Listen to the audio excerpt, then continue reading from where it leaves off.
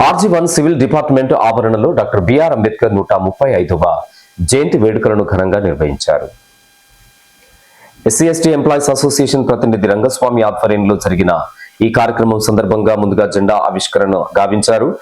Cake cut చేసి స్వీట్లు పంపిణీ చేశారు. సందర్భంగా అసోసియేషన్ నాయకులు జనగామ నర్సయ్య, శ్రీనివాస్ మాట్లాడుతూ బడుగు బలహీన వర్గాల అభ్యున్నతి కోసం బాబాసాహెబ్ అంబేద్కర్ ఎనలేని సేవలను అందించారని కొనియాడారు. ఆయన జీవితాంతం కేవలం నా జాతి, నా జనము, నా దేశము, నా ప్రజలు అనే ఆలోచన తప్ప కనీసం ఆయన ఆరోగ్యం కోసము, ఆయన భార్య పిల్ల కోసం, ఆయన సంసారం కోసం ఏనాడు కూడా పట్టించుకున్నటువంటి మహానుభావుడు, గొప్ప వ్యక్తి. ఈరోజు మన భారతదేశంలో స్త్రీలు ఇంత స్వేచ్ఛగా జీవిస్తున్నారు అంటే అది కేవలం ఆయన యొక్క కృషి, ఆయన యొక్క పట్ల, ఆయన కష్టమే అని చెప్పేసి నేను సభాముఖంగా తెలియజేస్తున్నాను.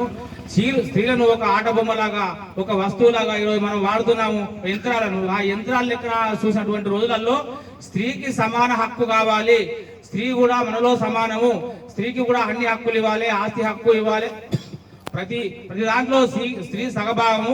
ఆమెకు ఖచ్చితంగా ఒక బిల్లే పెట్టాలని చెప్పి హిందూ కోడ్ బిల్లు పెట్టి ఆయన స్త్రీల కోసం ఘోరమైనటువంటి పట్టుదలతో మహానుభావుడు. ఈరోజు అతనిచ్చినటువంటి స్ఫూర్తి వల్లే స్త్రీలు మనలో సగభాగంగా వాళ్ళు జీవిస్తున్నారని చెప్పి సభాముఖంగా తెలియజేస్తున్నారు.